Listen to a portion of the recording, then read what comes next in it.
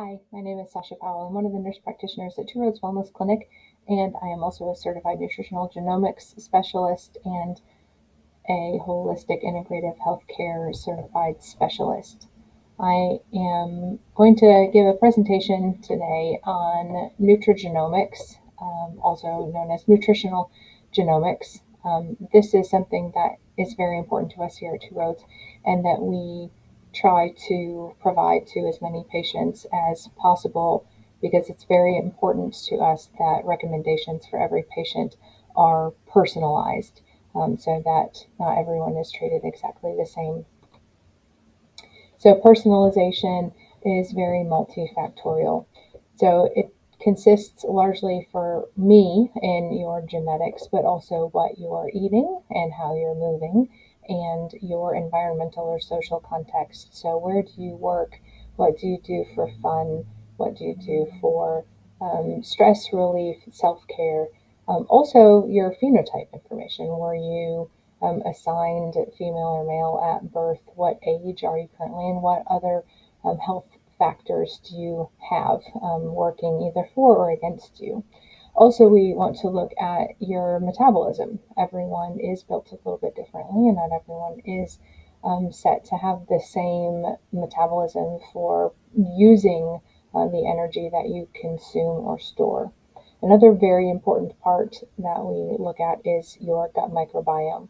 We know that there is a huge connection to the gut-brain axis and how this can impact your mental health as well as your physical health. So, of course, there's some theory involved because it is a nursing CEU. There's theoretical influence in the health belief model, and the health belief model states that change in health behaviors are more likely to occur if the perceived benefits are high, while the individual costs are perceived as low. So, if you think you're going to get a lot out of something that's not going to take a lot of effort, then you're probably more likely to do it. I also put a note in there that there is a gene for this. There's a genetic personality trait that says whether or not you will actually buy into something easily, if you are more agreeable or more competitive. So some personality stuff too. So maybe there is something in your genes. So the one size fits all diet recommendations that we've seen largely for people don't work, at least in the long run. So people find success in the short term when they follow a regimented program. But typically we see those yo-yos where you do well for a little while, but then the weight comes back, or you have inflammation that's improved, but then it returns. So we have to really look at what do you need as an individual, and really shift it to be very personalized. So scientific evidence for gene-based dietary recommendations are a little bit limited. This is kind of a newer concept. I have been practicing this for about the last 5 years. And in that time, I've seen tremendous growth in this area, and we do expect that that will continue to improve, and we will see it hopefully become something that is much more common in general medical practice. So specifically, we want to look at being able to prevent and treat obesity and chronic illness. But along that way, we found many aspects of mental health can be impacted greatly by the work that we're doing too. So the real sciencey part, nutrigenomics definition. Nutrigenomics corresponds to the use of biochemistry, physiology, nutrition, genomics, proteomics, metabolomics, transcriptomics, and epigenomics to seek and explain the existing reciprocal interaction between genes and nutrients at a molecular level. So we are really looking at how does your body respond to particular nutrients, to supplements, to medications, to amino acids, and also what do those things actually do to your body? How does your body respond? Does it cause inflammation when you are exposed to certain foods? Do some things actually speed up your metabolism? Do other things slow it down? This is really important when we want to look at what could be causing gut inflammation, IBS symptoms. That can really be explained by how your body metabolizes and processes things.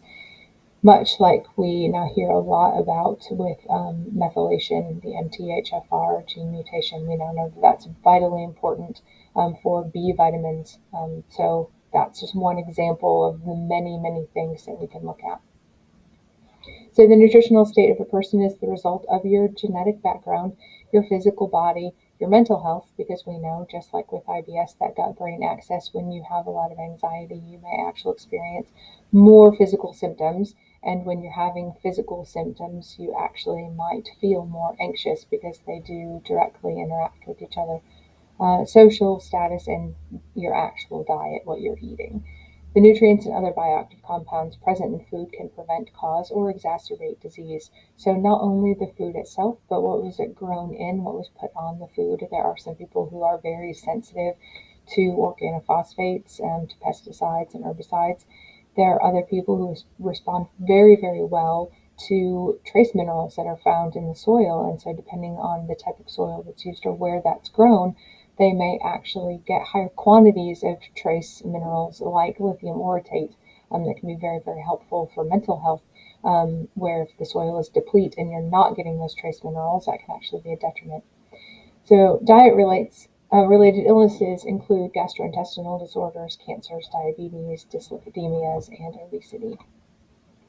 Recommendations can be used not only for healthy lifestyle modification, so to optimize your health, but also to assist in diagnosing some diseases, slowing the progression of chronic illness, and to aid in the treatment and reversal of other things. So typically we think about type 2 diabetes when we're talking about being able to actually reverse that. Hypertension, maybe something else, high cholesterol. A lot of those are diet related diseases. So if we can kind of change the way you are eating, we might actually be able to get rid of the disease process altogether. For other things, it might be managing it better, decreasing exacerbations, or potentially preventing it from occurring altogether. So this is an example slide of what I might look at with the program that I use when we want to address anxiety. So the person comes in and they say, oh, you are much more likely to experience anxiety. I may be able to look at this list of recommendations and then from the back side be able to see what genetic predispositions you have that make you respond to some of these particular items at a much greater rate than some of the others. So I help prioritize these lists and these recommendations. So we pick the things that go across multiple body systems. So it's very helpful to be able to tell a patient that you don't just have medication options, although those are important and are necessary at times, but what else needs to be done. So you see in many of the mental health and brain categories, psychotherapy shows up as one for most people. Exercise often is 2 or 3, and then other lifestyle things. So is caffeine actually contributing to making you more anxious? And for some people it does, and for other people it doesn't. So there's no need to cut caffeine for everyone, as kind of used to be our standard practice. We don't really have to do that to everyone. But certainly if caffeine does trigger anxiety for a particular patient, then you do want to ask them to limit it, but you'll be able to give them valid reason and explain why that's important for them. Sleep is another common complaint, I think, across primary care and even in specialty areas. So we want to look at what could be triggering the poor sleep. Is there actually insomnia genetics? Does someone just have poor sleep quality? Do we need to look at sleep apnea? What are the genetic predispositions that they may have, and what could they do that might help that? So, like with this list, number 4 is light exposure. We do know that there's a clock gene regulation, and if some people have not very well functioning clock gene, then it isn't always necessary that they take things like melatonin. You see on this list, light exposure is number 4, melatonin is 6. So I would actually encourage someone to use a happy light or a full spectrum light, or make sure that they are out first morning sunlight whenever they can to get sunlight exposure, to keep the brain awake, to signal it that, oh, I'm supposed to be awake, it is daytime, it is not time to dump melatonin, as opposed to just treating the actual inability to fall asleep. It's much more important to actually have some brains be exposed to the light and keep them awake than just be able to put them to sleep. So you have to regulate the particular gene. We can also look at some of the big things that come up a lot in social media that we see. Some celebrities have done some documentaries on this. We do look at ApoE variants that are associated with Alzheimer's disease. This is very important, but there are also other things that contribute to Alzheimer's disease progression, like methylation, the need for particular omegas like DHA, EPA, ALA. And we can actually see which one a person needs more of. And then your ability to detox. How well can you clear out heavy metals and some of those pesticides and herbicides? People who don't have good antioxidant production themselves, or who don't eat antioxidant foods, may actually hold on to some of those things a little bit longer, and that can contribute to some of these neurodegenerative diseases too. So cardiovascular risk, this is just an example, kind of a snippet of some of the things that we look at now. What are your cholesterol risks overall? What about HDL, LDL, saturated fat? How well does your body utilize animal fats? Is that something that you need to really limit only 50%, or is it something that really we're looking at doing a much more plant-based diet? What is your risk of stroke or heart attack with the compilation of all of these things, including some other vascular disease, blood clotting issues? So we look at all of that to kind of give someone a big picture of their heart health risk. Same with metabolic disease. We can actually look at insulin production, insulin resistance, if someone naturally just has a higher blood sugar. So it might be normal, but it might be on the higher end of normal. And if that's kind of where they live, then obviously they're going to be a little bit more likely to develop a type 2 diabetes if they are eating a very high carbohydrate or high refined sugar diet. We want to certainly limit something like that. But also there is a genetic component to other metabolic disease and metabolic syndrome. There are genes that do contribute to obesity. So the FTO gene is one of the first genes that was associated with obesity itself. So we do look at that along with other gut microbiome things. And then we can also look to see if you've got some hunger hormone regulation. So we do look at ghrelin, and we look at satiety hormones to see, is intermittent fasting something that could also be beneficial if we are looking at metabolic disease, and the way that you eat, not just what you eat. So methylation is something, again, that's kind of trendy at the moment, I think. So we are able to look at the MTHFR, which is the big methylation gene that everyone can kind of test for. But we can also look at some minor methylation issues, because those can be contributing to other things like choline and other B vitamins, not just the B12 or methylfolate.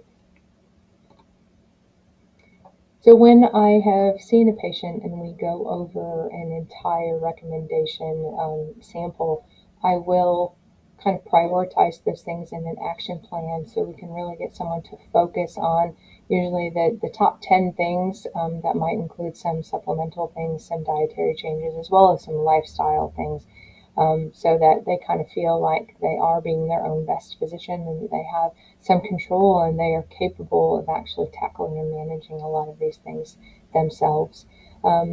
So we do look at their genetic risks across all of those body system categories. There are many more than what I noted here. And we can actually prioritize based on what shows up the most frequently and a top priority ranking across those systems, so that we can get those things done kind of first. So again, for someone with a mental health thing, we're going to put the therapy pretty close to the top. But sometimes it's not always the very first thing we recommend, because if a person is complaining of anxiety, they are sensitive to caffeine, and they tell you that they're drinking a pot of coffee every morning and they have 2 or 3 diet sodas during the day, we probably do need to cut that back, and they may not actually need as much intervention if they kind of just reduce the things that they're kind of hurting themselves with.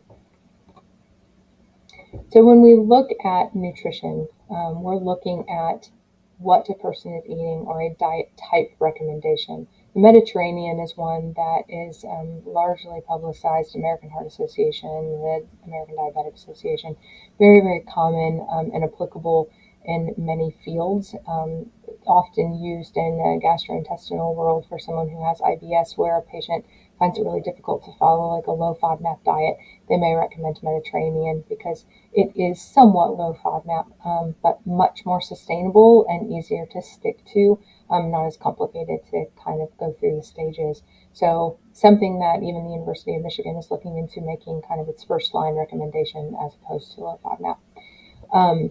So in the program I use, it will give you kind of macro counts so you can see where should you be heavier in carbs or proteins, and if there are fats, should they be kind of moderately taken in, or if they are plant-based fats, avocados and olive oil, some people actually respond really well to those and they might need higher amounts. So in the program I use, diet types come up as Mediterranean, plant-based. There's a low carb, there's ketogenic, Nordic, multiple types. The Mediterranean is probably the most common and the one that's most often selected for a patient for recommendations. Some interesting things that I wanted to point out too with the not one diet fits everyone. Very interestingly, we have found that the majority of the global population is lactose intolerant. At least half of the people are lactose intolerant, which is really interesting because dairy is something that is very commonly recommended to support calcium in bones and teeth and those kinds of things. But in my world, that is something that is not actually often recommended because dairy in and of itself, if it's lactose intolerance or casein intolerance, can actually cause a lot of inflammatory conditions, GI symptoms, bloating.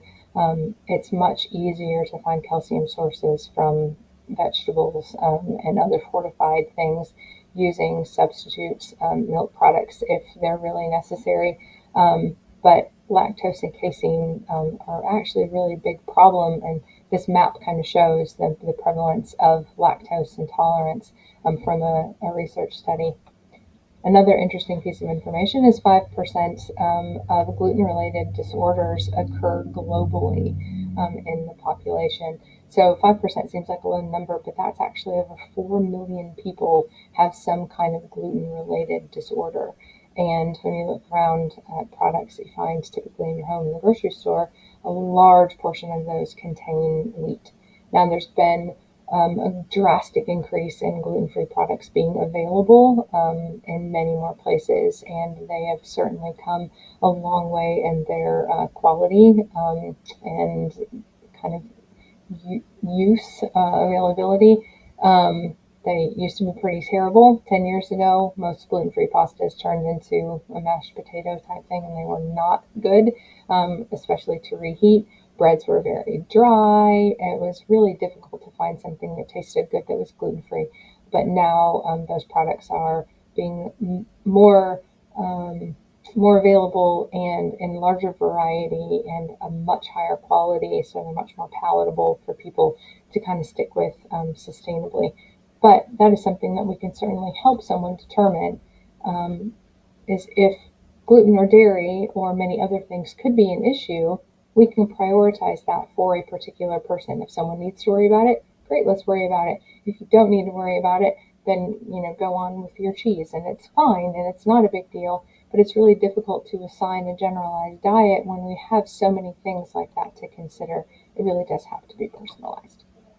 So these are some of the sample reports that we can see for gluten sensitivity. There is a difference in this particular type. This is someone who probably has more of a celiac disease tendency, and the other non-celiac gluten variables are a little more freeing. You will notice if they cause bloating or stomach upset, but they're not going to impact your immune system. So when this shows up, that's much more concerning for other autoimmune conditions, and maybe we would need to be a little more strict about limiting gluten. Even if there isn't a celiac disease diagnosis, it could negatively impact other autoimmune conditions like Hashimoto's or rheumatoid arthritis or lupus or some of those other things too. So also good reasons if you've got some crossover genetics or some broader autoimmune things that we want to really look at,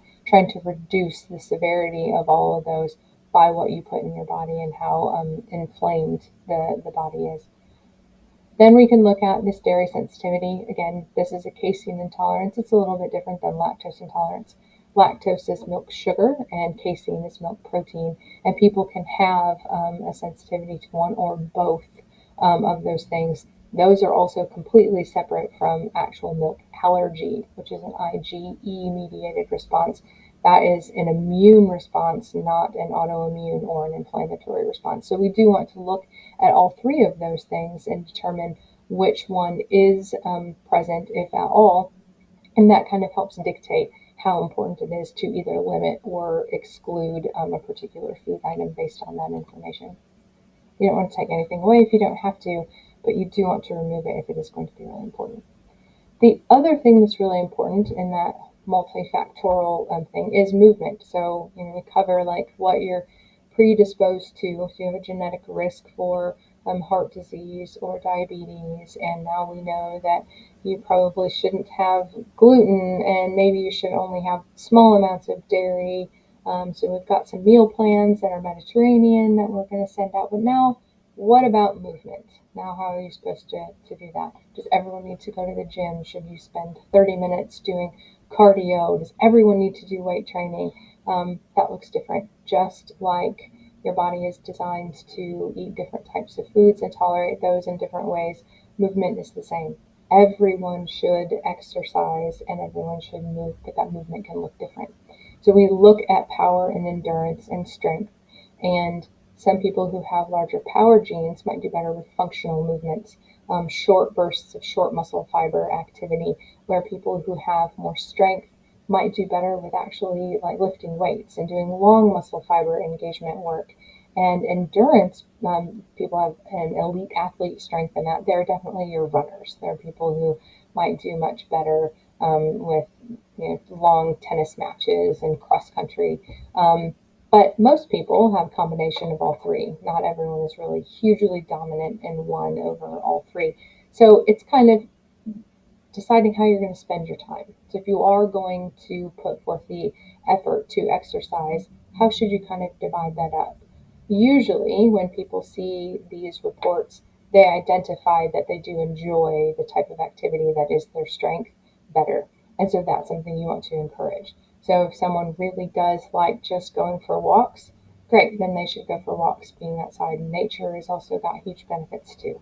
If someone really enjoys going to the gym, if they're going to go, should they spend more time doing actual weightlifting, or should they do more of the CrossFit functional movement types of things? You can help them determine that kind of movement, because it also helps determine their risk of injury, and you certainly want to reduce that risk.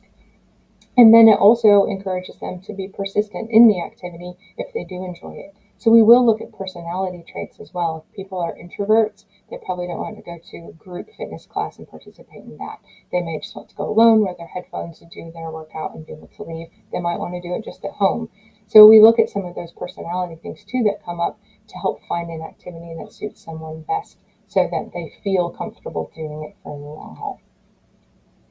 So the future of nutrigenomics. There is sufficient evidence to support the use of nutritional genomics or nutrigenomics and personalized information, and this will continue to grow. The research just keeps coming out to validate how important it is to really personalize healthcare, and this is a really big deal, and I'm really excited to get to be a part of that. Incorporating the available technologies ensure further studies are increasingly able to yield more applicable data. The program that I use has grown immensely in the last several years. It used to only have about 60 reports, and now there are over 300. So the available information that I'm able to use to determine a patient's plan has drastically increased, and that makes it so much more specific and so much more personalized and so much more beneficial for the patient.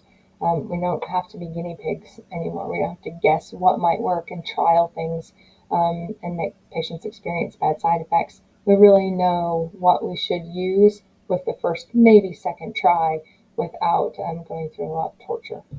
Multiple disciplinary collaborations are likely to become important to better analyze and interpret the findings. So this is something that we do in our clinic. I share a lot of the genetic information I see in a brain or neurotransmitter function or receptor activity for like serotonin and dopamine, along with the brain stuff that I can see about whether someone is more predisposed to have anxiety or depression or mood swing disorders. And I can share that with the other providers so we can help determine maybe what class of medications the patient may tolerate best or might benefit the most from. If we have someone who's struggling with multiple things, they have depressive symptoms and anxiety, and they feel like they have attention issues, well, it's difficult to treat all three of those, and sometimes they actually are just really connected, and it's finding what the root cause of that might be. And if you determine that really it is just an attention issue and they're so overwhelmed that it makes them feel anxious when they're in the middle of trying to complete a task, and then that happens day after day after day, and they suddenly feel like they're just so overwhelmed with it that they have depressive symptoms as well, you want to treat the right thing. Treating them for depression may not actually fix the other symptoms. So really being able to see what genes are underlying that, what are they at most risk for, really helps determine what we should be treating them with. That also can cross over into their therapy sessions. We can look at trauma genetics, brain-derived neurotrophic factor, how well will they respond to trauma therapies. That is really important from a therapeutic perspective. If you're trying to do CBT therapy, or if you want to do just regular talk therapy, or if we're really looking at doing like EMDR and really trauma-focused rapid rewiring, that can be very beneficial information, and we can best treat the patient by all working together and sharing that information. I also do a lot of work with people who work with gastroenterology, trying to determine food intolerances and some of the other genetic predispositions, endocrinology, as well as rheumatology. Some patients may show that they have fibromyalgia symptoms, but further analysis we may determine that they actually have some lupus genetics, and that might be something we need to look at. Chronic Lyme genetics, is that something we need to look at and test for? We can see all those things. So we can be really specific again about what tests we're going to order, what specialist we need to send you to, and how we should really treat you as a whole person and not just treat one particular symptom. To include some references and where this information kind of came from, where I gathered some of the statistics. So feel free to click on those links so you can read those research articles as well. And if you live in the area and you have any interest in speaking with me further about some of the work that I do, or you would like to come shadow to learn about this experience, then certainly reach out, give us a call, send us an email. Look forward to hearing from you and speaking with you soon. Thank you.